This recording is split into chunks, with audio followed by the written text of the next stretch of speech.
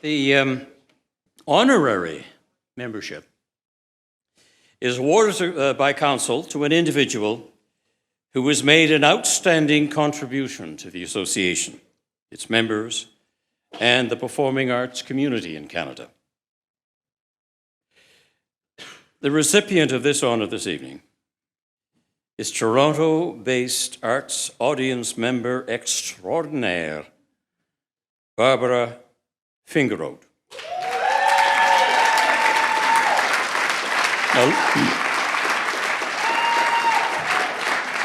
Local performers consider Barbara an invaluable part of Toronto's cultural life, and has been for some time. Please welcome to the stage Barbara Gordon, another of my stage wives, to herself a winner of the Larry McCants Award for Outstanding Contribution to Equity, to present the honorary membership in equity to Barbara Fingerote.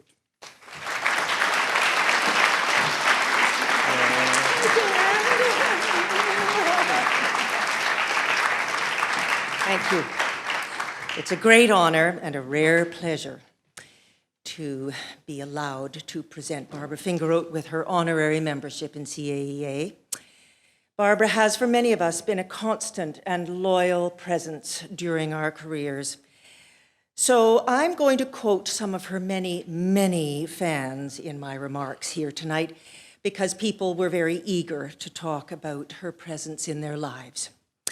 As Chick Reed said, not only in Toronto, at Stratford, at Shaw, but in London, Ontario, and Winnipeg, Manitoba. Who was there to greet me after the show? Barbara. And of course, not only at the stage door waiting to see us, but sitting in the front row, feet on her backpack, or ushering at the front of house. As Kelly Thornton, the artistic director of Nightwood Theatre, said, Barbara has proven to be one of the most dedicated audience members in the Toronto theatre scene. She is also fiercely intelligent and discerning as a cultural consumer. She has decisive opinions about what she sees, but is also warm and appreciative of our work as theatre makers. Her energy and enthusiasm for our art form and her personal attention to our actors and creators buoys all of our work. She is a rare bird indeed. Richard Rose says, Barbara is so worthy and deserving. What a great honoring of one of our favorite audience members. From Karen Robinson, without a doubt, one of the reasons I've kept going has come in the form of Barbara Fingerote. Barbara takes the time to let you know that what you do, however difficult and sometimes pointless it may seem, is worthwhile and essential and touches hearts and changes lives. She is an absolute treasure and an invaluable part of our city's cultural life. She may be tiny, but she has a quiet and amazing strength that lifts us all when we need it most. From Martin Happer. As host of an open mic celebration of the Shaw's 50th anniversary season, I decided to write a top 10 list of the reasons why the festival has lasted 50 years. And the number one reason was, in 2 words, Barbara Fingerote. Barbara's devotion and enthusiasm for our theatre, proven by her consistent presence in the front row and then at the stage door, stand out as unparalleled passion for what we create. Nothing can truly show our appreciation for her as she has shown an appreciation for us, like an honorary membership in equity. From David Ferry. Every actor I know in Toronto loves seeing Barbara when she comes to the theatre. For many of us, Barbara is proof positive that we exist. She comes because to her, theatre is an essential service. And that is the best and most important verification that what we do is important. Thank you, Barbara. From Shauna McKenna. Having known Barbara as a devotee who cherishes and needs the theatre almost as much, but not nearly as much as the theatre cherishes and needs her, I am thrilled that she is receiving this honor tonight. I will never forget her words to me after a production of Romeo and Juliet. Decades later, those words ring loud and clear, reminding me when I need to be reminded that the theatre, capital M, matters. Barbara gives more than she gets, and I am so glad she is one of us, and now officially so. And in Barbara's own words to me, it is important for me to feel useful, so I am grateful to be able to volunteer and still be of some use. For me, theater is as important as breathing and eating, and all of you keep me alive with all that you do. I hope, Barbara, that this honorary membership in our association will be a tangible reminder of what you mean to all of us and how much you have given us over the years. I give you Barbara Fingerote.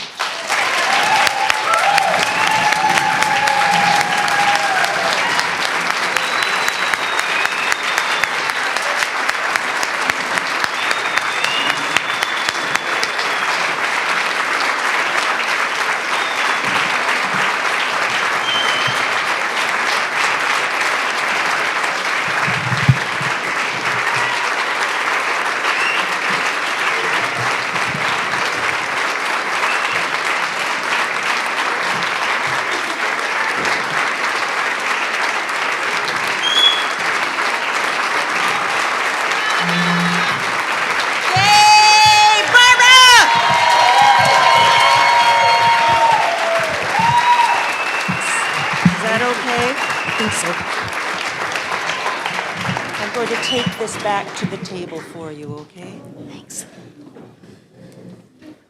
Thank you. Thank you, Barbara Gordon. I am especially thrilled that it is you who recommended me for this honor. You are truly one of our most gifted and talented actors and a wonderful, kind, generous person, extraordinary in every way. It has been a privilege to know you and to have been able to experience your work over the years. I hope to be able to continue to do so for many, many more.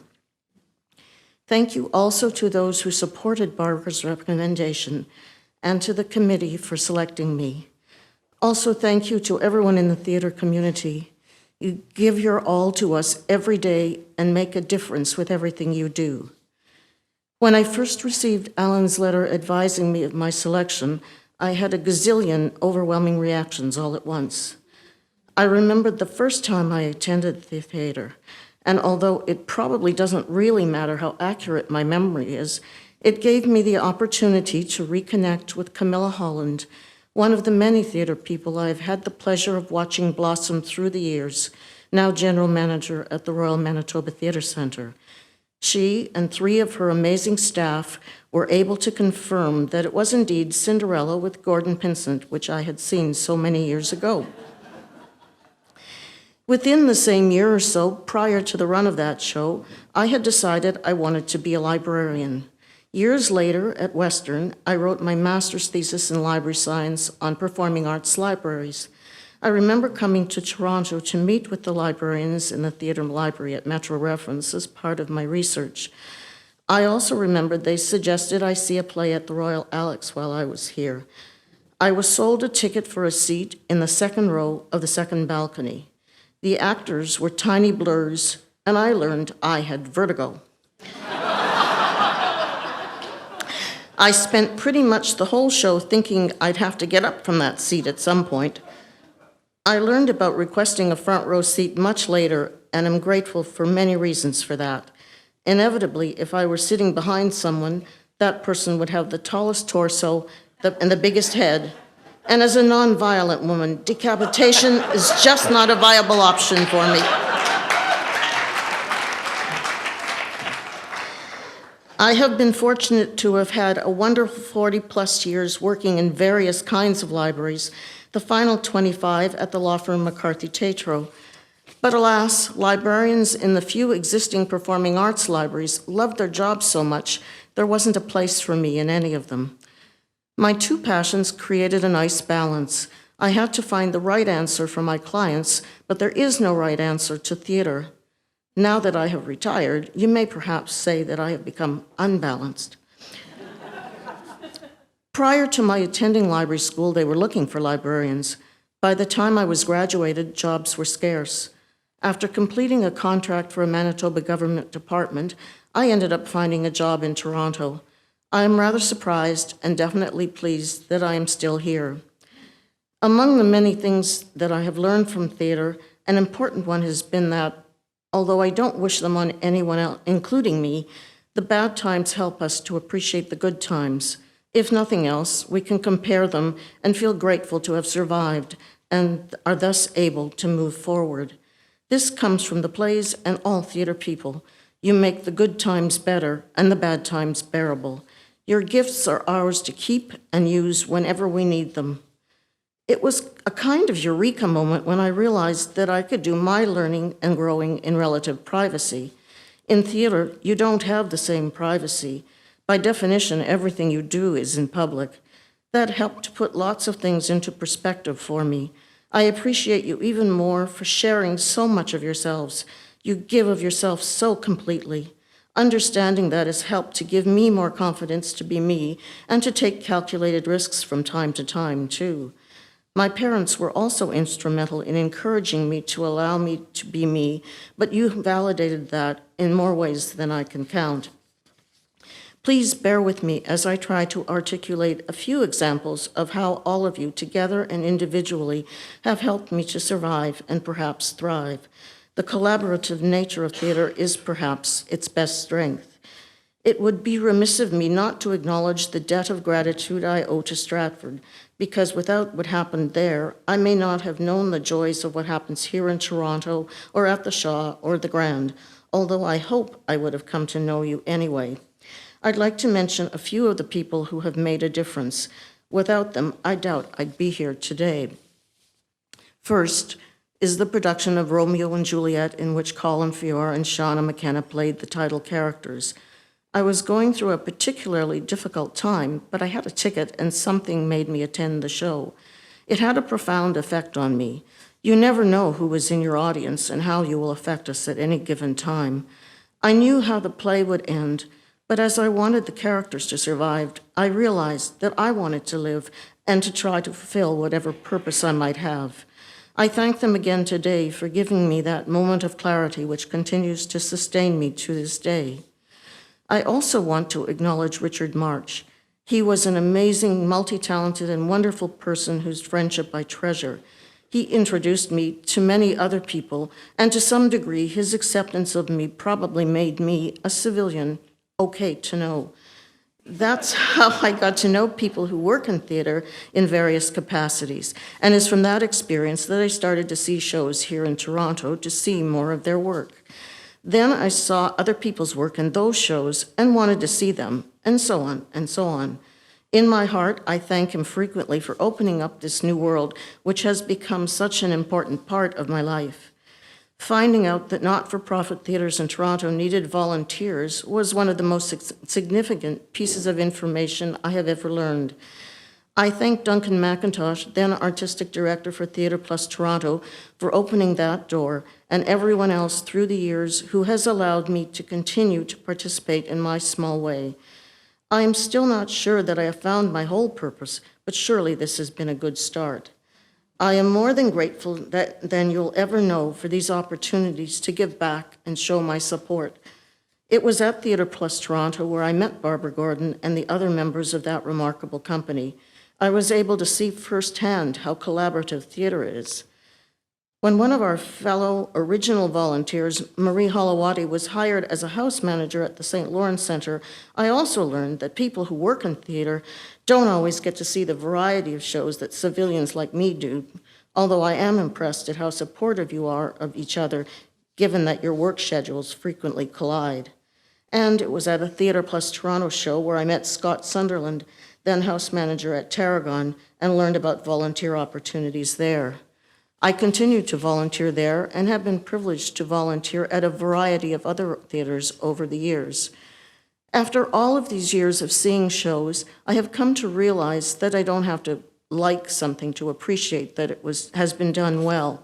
In fact, I'm not sure how to define like.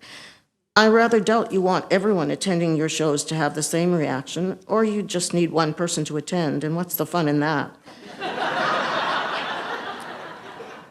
What I do expect is that you will do the best you can at that given moment, just as I expect of myself. I come open to the possibilities. I like to be challenged. I appreciate your taking calculated risks and learning from them.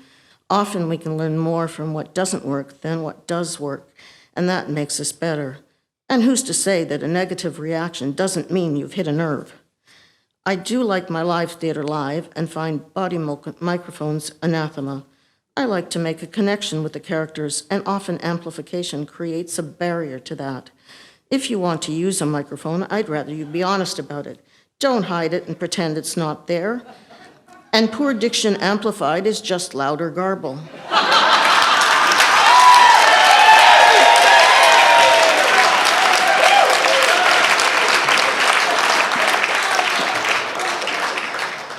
I think you can make theater for the 21st century that is true to theater without its trying to be film or television or internet. They do what they do well. Theater does what it does well. Have confidence in yourselves and your abilities to find a way to make meaningful theater without losing its heart.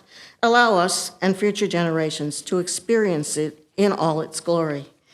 I challenge you to engage young people and to help them to recognize that theater can be a vital part of their lives. Please make it self-evident that theater is the place they want to be, reflects their lives, their hopes, their dreams. With initiatives which highlight our connections, our similarities, and our differences, use theater's traditions, uniqueness, and your creativity to speak to the future so that you may continue to keep the faithful and to attract new audiences. Be our conscience and our guide. Be adventurous. Keep asking questions. Make us think and question. Make us feel, hope, and understand each other better. Keep us honest. Inspire and provoke us. Bring us peace and harmony. After all of these years, I have kind of synthesized my thoughts about what I believe are some of the basics from which all else flows. You need talented, well-trained individuals, a venue with appropriate size and acoustics, and an audience who will listen actively. Expect an audience to have two eyes, intelligence and imagination. You want everyone involved with the show to give their all and be their best, and that includes those of us in the audience. Theater is as important as breathing or eating or sleeping. It enables us to appreciate each other, to learn from each other, to expand our critical and analytical thinking skills. Maybe that's why it may be difficult to obtain government funding.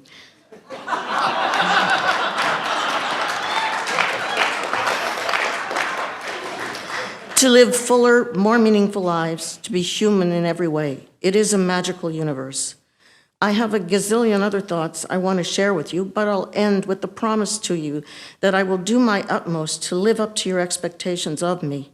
Thank you again for this honor and for the opportunity to share some of my thoughts with you.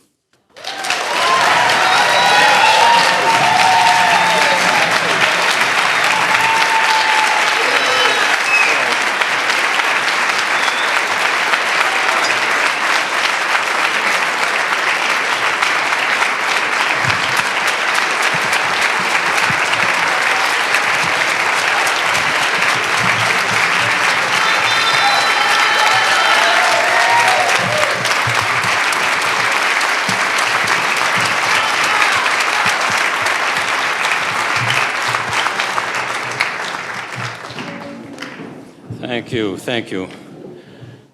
Thank you so much, both Barbers. Barbara Fingerote is an example of what has been happening throughout the evening. And she has perhaps gone further than most people in the audience here tonight, and who have spoken, the people who have spoken, in turning our gratitude to them into their gratitude and appreciation for what we do and what we have done for them. It's very unusual, I think, in a business like ours, so influenced by things from the other side of the border, and it's a marvelous thing to observe. From my point of view, I've enjoyed sitting up in that chair, really enjoying so much everything that everyone has been saying, the truth of it, the value of it, and the fact that they want to thank Equity and everybody in Equity for what Equity has done for them. And there we are trying to say, Equity really appreciates what you have done for Equity, how proud you've made us. And I wish there was some way to manufacture several million Barbara Fingerotes. Now, isn't that the audience that we hope we're playing to? Isn't that a wonderful audience to have out there? Thank you. Thank God for you.